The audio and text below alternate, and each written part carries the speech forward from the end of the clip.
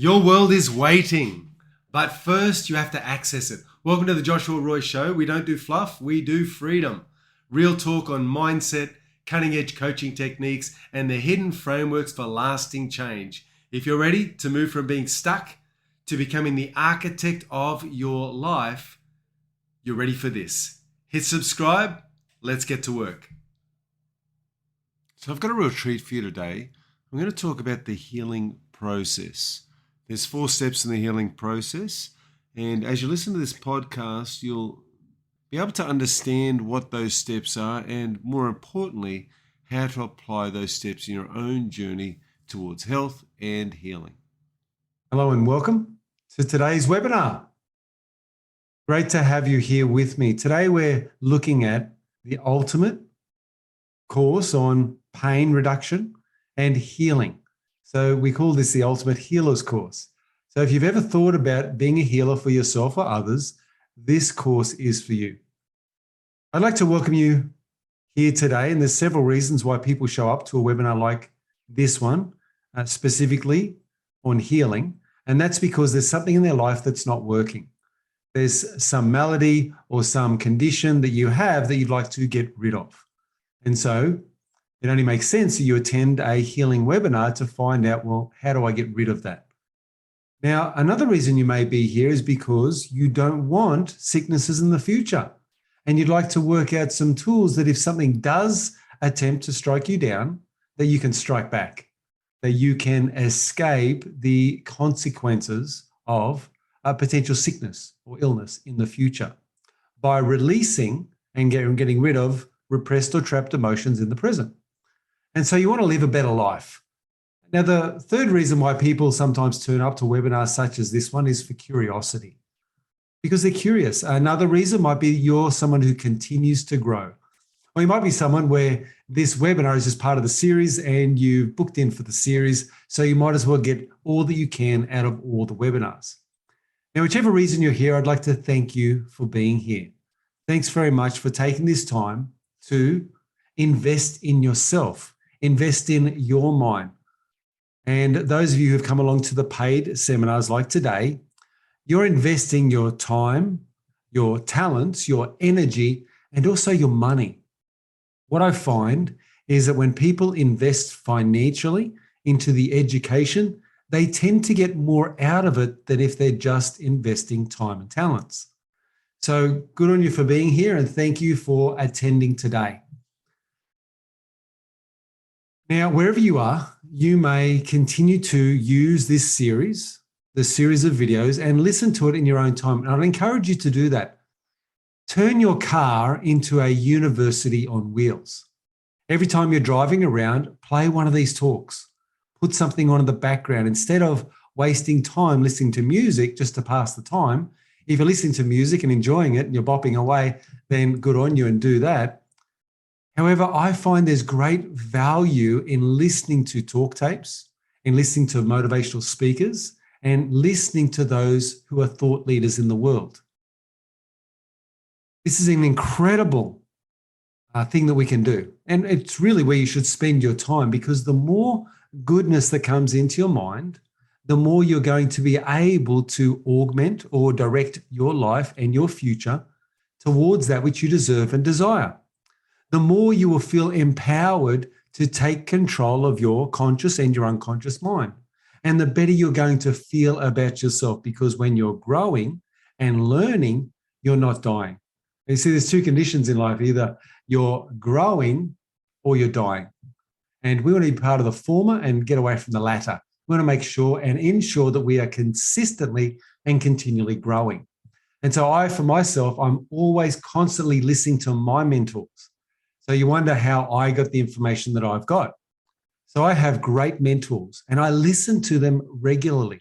I play them in my car. I play them on my little headphones or headset as I'm traveling to or from places that I'm traveling to. I would encourage you to listen to this information and learn from it, not just here and now, but consistently.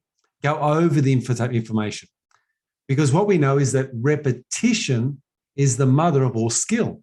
Repetition helps you learn. As you repeat the learnings, the grooves go deeper. You learn more, you pick up more, you get better at it. And every time you listen to something, you might get one or two little key bits of information that is going to help you in your life. Now, if you're somebody who would like to find the fastest and most effective way to heal or provide healing for yourself or others, then go ahead and raise your hand and say yes. Now, if you're someone who would like to find effective methods of discovering why there's pain, if you want to understand the purpose of pain, then go ahead, raise your hand and say yes. And if you're also somebody who'd like to use these tools, the skills that you're going to learn today for yourself and also for other people. Let's say you want to become a healer, perhaps even create a profession from this. Then go ahead, raise your hand and say yes. One thing we know is that you will get out of this training whatever you put in it. So if you put in lackluster effort, if you don't really listen, if you're doing something else while you're listening to this, then you're not focused to the level that you could in order to glean maximum amounts of information from today's webinar. So I'd encourage you to turn off distractions. I'd encourage you to listen intently to what we're doing. And we will get straight into today's webinar. So from the outset, I want to let you know that my name is Joshua Roy, and I'm a seminar leader and life coach. I've been running seminars now for the last 7 years. And over that period of time, I have run approximately 350 webinars, seminars, and workshops.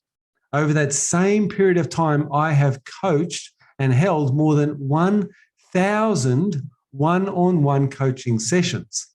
So when you start looking at that, you can see that this has been something that I've fully invested in, just as I'm asking you to invest in this program. You've already invested your money, so now it's time to invest your attention, your time, your talents, your energy into learning the material, and then not just learning it, but then taking it out into your world so that you can experience it. Because what we want to do is translate information into knowledge. And how do we do that? Well, knowledge is information applied. Information applied becomes knowledge. Wisdom is using that information which you're applying, using your knowledge and your understanding for a good purpose in an ecological way for the benefit of yourself, your others, not your others, but yourself, others, and the world. So when you do things for the benefit of all mankind, yourself, others, and the world, you are acting in an ecological way. And being in an ecological state of mind puts you in a great place to learn and understand and comprehend and use the information with volition and in the best way.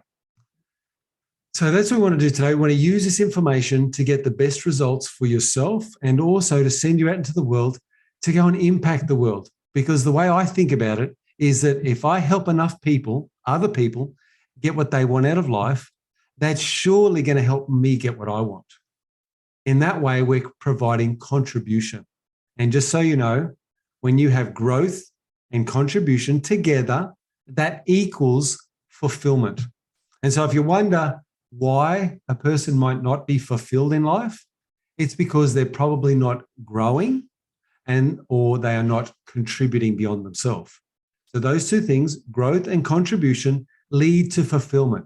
So make sure that when you learn these things, you use it in a positive, powerful way for the benefit of yourself and others, and you serve with all your heart. And as you do as you do that, you will be happy. You will find fulfillment in life. So without further ado, I want to tell you a little bit about my story. You see, we have to go back in the history books a few years. Why did I get started on this particular journey? You see, it was about 7 years ago when I stumbled across some webinars online, and they were held by a man by the name of David Snyder. And so I started watching his webinars, and I was amazed at the material that he shared. He talked about different tools and different techniques to actually help people change their life. Now, I had done NLP in the past. I had also been to Tony Robbins seminars. However, this opened up for me a new idea. Can the body heal itself by thought alone. That was a new idea. And so not only did I study with David Snyder, learn from him, I also looked to Dr. Joe Dispenza. And I started learning from these great thought leaders. And you'll find that as you start learning from thought leaders, you will change. You will start to take on some of these ideas and beliefs that they share. And that's a wonderful thing, because when it comes to mentors, you should be looking for someone who's very confident, very motivated in what they do, and also somebody who has a track record of success, and also somebody who is getting results. And when you start to line up all of those things, you start to realize that this person is worth following, and this person can become a great mentor for you. So make sure that you look for those things. You look for someone who's firing on all cylinders. Look for someone who's getting results, who explains things very simply and easily, and is able to transfer some of that positivity, some of that empowering ideology into your psychology. And so we want empowering ideology in our psychology. That's what I want for you. Now, as I'm listening to these thought leaders and as I'm going through this process of healing, I recognized and realized that there was a problem. You see, only 18 months earlier, I had gone through the worst and most difficult challenge that I'd ever faced. In fact, I had 3 teenage children, Jessica, Leah, and William. Their ages were 14, 13, and 11, decide to go live with their mother. I was divorced 15 years ago. And 10 years ago, I was remarried and had 2 other children to my beautiful wife, Rebecca. Along came Joseph and Jake. So now I had 5 children. And then in 2014, about 6 or 7 years ago now, that was when it all happened. You see, what happened was the children decided they elected to go live with their mother. And I knew that that would mean potentially one thing, that it would be very difficult for me to continue having a relationship with them. And I was not wrong. In fact, it was almost impossible. And I'd try to call them up. I'd try to work out times, and things just weren't happening. There was a lot of pain that came in my direction from both their mother and also the loss of the children. It was very difficult, a very hard time for me as I was going through this. On top of all of that, I received some correspondence from the courts talking about property disputes and child custody arrangements, and it was just a lot to deal with. And I was hurting. I was missing my children desperately, and it became a very difficult time for me. Now, I remember that as I went through that experience and I went through the financial challenge of funding court appearances, I remember there being a lot of anger inside me. I don't know if you've been there, but if you have been there, you can probably resonate with what I'm saying. You can understand this. There's a lot of anger and frustration, both towards my ex-wife and my children. I was quite angry, quite resentful, very hurt, and I was hanging on to this. However, I believed, and I've always believed, that healing is possible. In fact, I'd heard stories about people forgiving others of atrocious things. And I found out about other people being able to live somewhat normal life after very serious abuse, very serious. And I've looked at these situations and I've asked myself the question, how? How do they do that? And if it's possible for them, is it possible for me? Well, I believed yes. I believe it was possible. However, while I was going through it, I did not know how. Who's been through tremendous pain and you've got this pain that's so deep inside and you can't seem to shake it? No matter what you do, no matter how hard you try, the pain just sits there. Well, that's what was happening in my life. And I remember I attended seminars and I learned many things about healing or the healing process. There was one seminar in particular that taught me the steps of healing. And I thought, well, if I'm going to heal, then I need to know the steps of healing. And so I went to a seminar. The man was Scott Harris, and it was held at the Gold Coast in Queensland. And I attended a 4-day seminar. And Scott Harris did many things throughout the seminar. However, one thing in particular really stood out to me. And here's what it was: the healing process, because that's what I wanted to know. And when I heard this, it literally changed my life. I mean, if you just got these 4 steps, this would be enough. I could stop this webinar right here, right now, and you would have enough to walk away and make a measurable, seismic change in your life. However, we're not going to stop it here. This is only the beginning. So let's look at the 4 steps in the healing process. Step number 1.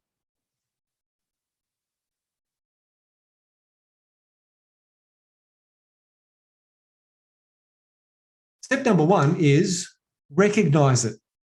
The very first thing we need to do when there's a physical or emotional pain, we need to recognize it. We need to stop whatever we're doing and focus on it. Who's ever been out in the garden, pulling out weeds or working in the garden, and there's a rose bush there, and you accidentally brush your hand across the rose bush, and perhaps you cut your hand, and you might not even realize it at first, the hand is cut, because you're so busy engaged in what you're doing that you didn't even notice. But then you look down and you see some blood on your hand. Blood indicates that you cut yourself. You look for the cut, and sure enough, there's a cut there. Ouch. So the first thing we do is we recognize it. Step number 1, if it's an emotional thing, the first thing we do is we look at our life and we ask ourselves the question, why? So think about putting the detective hat on, looking back into the past and asking the question, why? Why am I reacting? Why am I behaving the way I'm behaving in the here and now? Because the answer most assuredly lies in the past. You see, you are simply a memorized set of beliefs and behaviors. That's what you are right now in your life. You're just a memorized set of behaviors and beliefs that have brought you to now, and values. Throw them in as well. And so if we're going to get a different result in life, we need to create change. And we can create change in the here and now. We can certainly do that. However, I think we need to first of all look to the past and be right with the past and look for and recognize the reason that we've become the way we are in the present. What's the reason? Who you are now is because of your beliefs and values and your attitudes of the past. And that's led you to where you are right now. If we're going to change that from our future, then we don't just change our behavior. We need to go below the surface. We need to go into the unconscious mind and start having a look into the past and find out, what are our beliefs?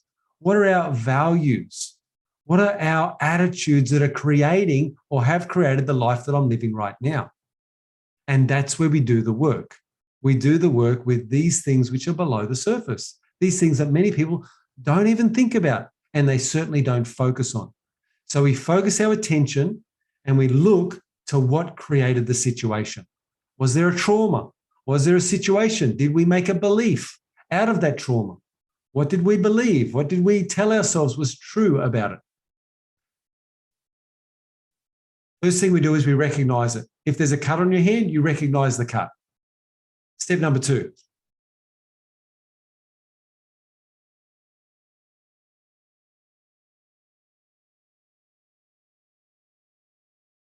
So step 2, as you can see right there, is stop picking at it. Now, this is very obvious if it's a cut in your hand. The next thing you would do is make sure that you don't scratch it. With children, what we tend to do is place a Band-Aid on it or put a bandage around it, and that prevents the child from scratching the wound or the infection so that it doesn't get worse. Now, if you keep scratching it and you scratch that scab off and it gets another scab and you scratch that off, it continues taking long periods of time to heal. What your body is designed to do is heal itself. And that's why we get scabs. That's why we get coverings. So that's why these things happen in our body. We've got to allow the body the time and attention it needs to create the healing. And one way to ensure that that's done more rapidly is stop picking at it. So we understand that physically, that's quite easy. But what about emotionally? Well, if there's an emotional scar, if there's an emotional baggage that you're carrying, or is emotional baggage that you're carrying, then you must stop picking at it by stop telling the story the same way. You see, oftentimes when it's a trauma in our life, we go back to that trauma and we view the trauma not from our adult perspective. No, no, no. We go back and we look at that trauma from a child perspective because we made meaning of it at the time that it occurred. And unless you do some work, you continue to hold on to the same meaning. Because that meaning was created in distress, it must be true. And so your nervous system hangs on to that meaning. Now I'm here to tell you that oftentimes those meanings are wrong. They're incorrect. You were a child. You were only a child when you created that story as to what that situation meant. And many times people say or think that a situation is the way it is. And what it means is, I'm not good enough. And if I'm not good enough, I won't be loved. And so people use whatever is happening around them to reinforce these two ideas. The first one is, I'm not enough. And the second one is, if I'm not enough, I won't be loved. Now, as you think about the traumas in your life, I bet, in fact, I guarantee that you have had those thoughts go through your mind in relation to an incident of the past that's less than positive. It meant that you are not good enough, and because you're not good enough, you won't be loved or you're unlovable. Now, I want you to think about that for a moment. This was created by a child.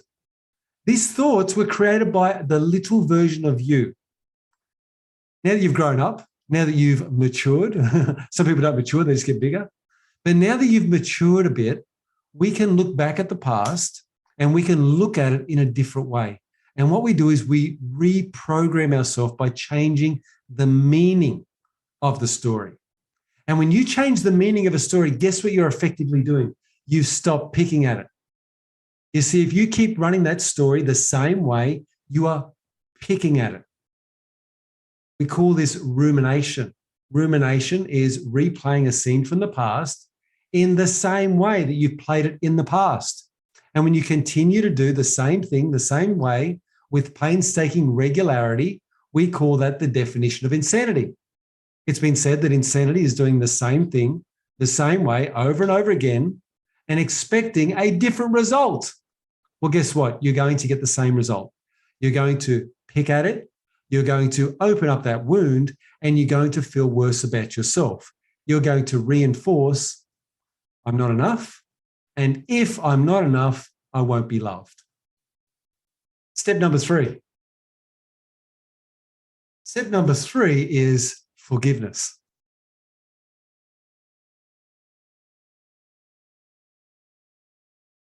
What is forgiveness? Forgiveness is saying to someone, it's okay. I forgive you. And not just saying it, but actually meaning it. Now, you don't even have to have the conversation to forgive. You don't have to tell the person you've forgiven them. You can just forgive them. In fact, sometimes it's better without the conversation because sometimes that conversation can become antagonizing for the recipient of the forgiveness, and that could stir them up. So sometimes it's better just to do this in your own mind and in your own heart and forgive. Now, the other person you need to forgive, if it's an emotional thing, is you forgive yourself. You absolutely need to forgive yourself. You need to forgive yourself for believing the story that that younger person of yourself kept telling you. Forgive yourself. Realize that as you know better, you can do better. You don't know what you don't know because you don't know it. It's like the realms. There's realms of things you know, and there are things you don't know, and there are things that you don't even know you don't even know. And so when it comes to this work, we need to forgive ourselves. Forgive ourselves for being so hard on ourselves. Forgive ourselves for that story and believing it. Forgive yourself for buying into this idea of a child, the meaning behind the situation, which isn't true. It's just your interpretation. And you might feel as though it's a true interpretation, but just realize it was interpretation that a young child made up about the situation, about the circumstance, about the event that's now been like a weight on your shoulders. So now that we learn these things, we can let go of that and we can move on with our life. So forgiveness is the next step. Not forgiving someone is like drinking poison and hoping that the other person dies. Just so you know, when somebody wrongs you and you fail to forgive them, they get off scot-free. So if you fail to forgive them, they still get off scot-free. They don't know that you're holding resentment and anger. They don't know that your soul is cankered over them. In fact, the minute they go away from you, they forgot about you. How does that make you feel? Knowing that they just forgot about you. So they don't even know that you feel as though there's something you need to forgive them for. Some of them don't even know and aren't even aware of it. Have you ever had a conversation with someone and you forgive them and they look back at you and say, for what? They're oblivious. So I want you to know that many people do not give these things a second thought. And you think to yourself, if I hold out anger towards you, then you're going to know that I haven't forgiven you, and then you're going to get the message and you're going to change. How's that working for you? I want you to know that that never works. It doesn't work. It doesn't work in the past. It hasn't worked in the present, and it's never going to work into the future. Because not forgiving someone is like drinking poison and hoping the other person dies. You see, when you've got anger, resentment, frustration building up in yourself, who's it damaging? Is it damaging the other person? Not at all. Not on your life. It's damaging you and you alone. It's causing you to live in the conditions of stress. When you live in the conditions of stress, you live with cortisol. Cortisol is the chemical reaction that produces or that comes as a result of stress in our body. It's produced in the mind. It's dispensed and delivered to the body. Well, did you know that your mind is a chemical factory? You can think about your brain as its own pharmacy. It really is. It produces and dispenses chemicals into your system. And some of these chemicals cause you to feel good, such as dopamine, oxytocin. There's other chemicals like serotonin. Those are your feel-good chemicals, endorphins when you exercise. However, cortisol is the opposite. It can lead to feeling more anger, more frustrated, more down, less positive moods, more dark moods, such as anxiety and depression. We really want to get away from those things. And if you're harboring an unforgiving attitude, then all you're doing is living or reliving the conditions of stress. So we need to forgive. Forgiveness being the third step in the healing process. And the fourth and final step is gratitude.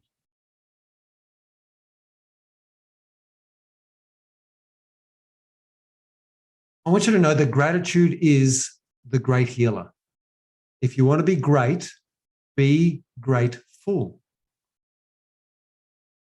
The other word that I think of is big. You see, when you're dealing with another person and they've wronged you, they've done something to you which was mean or horrible, then you want to be the bigger person. And the way that a bigger person would respond is they would begin in gratitude, beginning gratitude.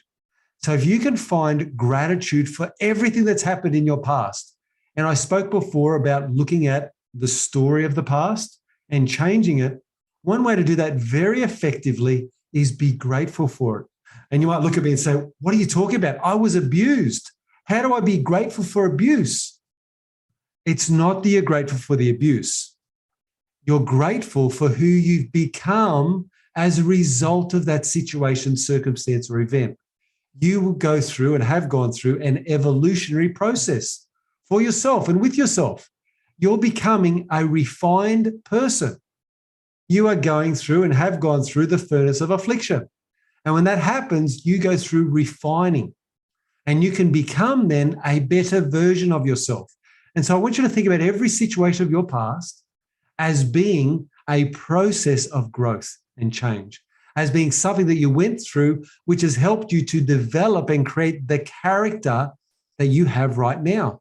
It's helped to mold you to become the person that you desire to be. So that's the fourth step, gratitude. Now, if you want to shortcut the healing process, what we do is we look at these first 3 steps and we go, those are all good and great. But if we jump straight to step 4,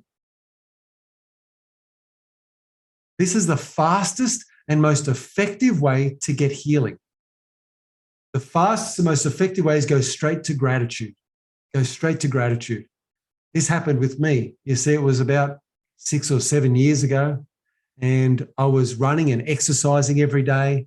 And as I woke up one morning, dealing with the pain, dealing with the hurt of losing my children. And I remember that I went for a run up the hill with my dog, Azzy. And as I was running up the hill, this thought came into my mind that I needed to be grateful for the good and the bad. In fact, the words were, "He that has a grateful heart will enjoy the journey, not just the end result." Those words came into my mind and my heart as inspiration. I believe it was a revelation. And as I'm running along, those words came into my heart. One with a grateful heart will enjoy the journey, not just the end result. When I came back that morning after my run, I said a prayer of gratitude. Now, normally I did the prayer of gratitude before I went for my run. And I did so on this occasion. However, upon returning home, I said another prayer of gratitude. And in this new prayer of gratitude, here's what happened. I said, I'm grateful for my ex-wife, for taking the children away from me.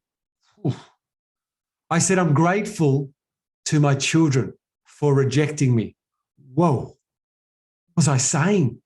Gratitude, really, for these hurts? Gratitude for that pain? How could that possibly be? What is this? What is going on? But something clicked in my mind and heart, and I knew that the only way for me to get healing, the only way, was for me to be grateful. And so I started a new prayer every day from that time on. And the new prayer was a prayer of gratitude for my ex-wife, gratitude for the pain that I felt, gratitude for the loss of my children, gratitude, gratitude, gratitude. Something happened. As I persisted with this process over many weeks, even into months, something shifted. You see, one day I was out in the woods, and down beside or behind my home, there's a little nature strip. And in this nature strip, I remember early in the morning one day, I walked out there into that nature strip and I found myself alone. I looked around and I was hoping there weren't too many houses close by, but I'm sure there were. Some people probably heard this. But I began yelling, and I just yelled my heart out. And what I was thinking is that if I could yell sufficiently, I could somehow have all of this pain exit through my vocal cords, through my throat, through my neck, out my mouth, and out into the universe. And I believed it. And as I'm there yelling, I was probably there for about 15 or 20 minutes. My voice started to go hoarse. I'm yelling with intensity. I'm using my body with volition. I'm pushing myself. And it was just, I was expressing all of the hurt, all of the pain, and all of the gratitude, because I'd been practicing that prayer of gratitude. And something remarkable happened. The most remarkable thing that's ever happened just about in my life was that I walked back to my home and there was no pain. For the first time in probably 18 months, I didn't feel any pain in my body. I didn't feel any hurt. I didn't feel any loss. I was okay. Everything was fine. And that was such a bizarre thing because, wait a minute, I love my children. Why am I not feeling pain? Because if I'm not feeling pain, that means that I don't have any natural affection, because I should be feeling pain because I'm losing my children. I've lost them. What's going on? Why am I not feeling pain? And then I just calmed down and I thought, I've got it. I've been through the healing process. Now, that doesn't mean that I don't love my children or even miss my children, because I was still doing both. The pain was gone. The pain was gone because I'd completed this cycle. I'd completed the healing process. And to me, that was the most remarkable, amazing thing. And I know, and I'm telling you this from the depths of my soul, I know this process works, and this process is based and founded on truth. I know it. I know it because I've lived it. I know it because it happened to me. And I encourage you, I really encourage you, go out there and utilize this healing process in your life. I want to tell you another story. And this story comes from Dr. Joe Dispenza. Now, Dr. Joe Dispenza has written a couple of books. One is called Breaking the Habit of Being Yourself. And the next one is called You Are the Placebo. He also has other books and articles he's written. Now, those are the two books of his that I have read. And I do encourage you, if you get your hands on a copy, go and read them, because your mind will be shifted even further towards what's possible, how the body can actually heal itself. You see, Dr. Joe Dispenza, as a young 20-so-year-old, he was in his early 20s, he was in a triathlon. And as he was doing the bicycle leg of the triathlon, he came up to an intersection where there was a police officer waving riders, cyclists around the corner. Now, as he approached this police officer, this policeman waved him around the corner and he dutifully followed. Without warning, a forward drive smacked into the back of him. The forward drive was speeding. Now, Joe had the presence of mind to turn around and grab hold of the bull bar. It was a forward drive. When the vehicle came to a stop, he was catapulted off the front of the vehicle and he landed on his spine directly onto the bitumen of the road, compacting his spine. He woke up face down in a hospital bed. As he was there, face down in the hospital bed, some doctors approached and told him that they had done x-rays of his back and they saw that there had been very severe damage to his spine. His spine had been compacted. The doctors then told him that he ever hoped to walk again, if he ever hoped to walk again, that he would need surgery. The first appraisal was that he would need 2 rods, approximately 30 centimeters long, one each side of his spine. And this would be bolted to the spine, causing him to have some ability to get up and move and walk again. However, his movement would be severely limited because no longer would he be able to get the curvature of the spine because he would have these direct straight rods. Now, he got a second opinion and another doctor said that they could get away with 15 centimeter rods. However, the doctor still said his best chance was for him to get the surgery. Now, Dr. Joe Dispenza was a chiropractor and he knew that the body was designed to heal itself. And he also knew how powerful the mind was. And so Dr. Joe said if it had been anybody else, he would have recommended get the surgery. But you see, Joe wasn't just anybody. And so Joe decided to go another way. So what he did was every day, day after day, he decided to meditate, use the power of his mind and direct this intelligence, the unconscious mind, on what to do. And he started by reconstructing his spine, vertebrae by vertebrae by vertebrae, until he had completed the process. He stated that he meditated somewhere between 1.5 to 4 hours every single day. And he indicated that he had not much else to do. So he spent this time reconstructing his spine. He spent this time focusing his attention on the healing work that needed to take place in his spine. His objective was to direct the power of the unconscious mind into healing his back, healing his spine. And he did so effectively. After 6 weeks, he could move around. After 10 weeks, he stood up and walked back into his life. You see, while he was lying there in hospital, he made a commitment to himself. He made this commitment. He said, if I ever get well, I will spend the rest of my life teaching people about the magical power of the mind, the amazing power of the brain, and showing people how to heal. And so Dr. Joe has spent his time and his efforts and his energy on the world teaching people how to go through this healing process. Let's have a think about Joe. The first thing, he recognized that his spine was compacted. He saw the x-rays. Next thing, he stopped picking at it. One of the things that Joe described that he had to do while he was lying there in the hospital bed was to stop thinking the negative thoughts that people often think.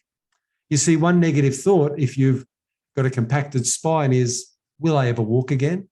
Or even worse, I will never walk again. That's a much more certain thought. Now, he had these negative thoughts almost daily, and he described how it was a challenge for him to reconstruct his spine, to believe and to make a future vision of himself walking and being happy and having movement, mobility, jumping and laughing and playing and doing what he does today. And yet he knew that without that clear intention and without that positive emotion, he may still be in that hospital bed today. So he stopped picking at it. He made sure that he directed his mind towards what he wanted and away from everything he didn't want. So when you direct your thoughts, you say, well, I don't want that. I don't want that. You wouldn't do that. Instead, you would focus and say, well, I do want this and I do want this. And just keep focusing on what you do want. So what Dr. Joe learned was that he could crowd out that negativity in his life just by meditating and focusing with all his attention on the outcome that he deserved and desired. And it's no different for you. So if you want to get change, it's not about stopping something. It's not about, I don't want to do that or I don't want to do this. It's about, what do you want instead? And focusing all of your energy, all of your thoughts, all of your consciousness, all of the unconscious mind on achieving that goal or outcome. Step number 3 was forgiveness. So do you think that Joe forgave the woman who was speeding and hit him with the car? Do you think he forgave the police officer? Do you think he forgave the doctors for trying to talk him into surgery? And when he didn't want the surgery, to think that he had a mental illness? Maybe he took a bump on the head. So he had to forgive a lot of people.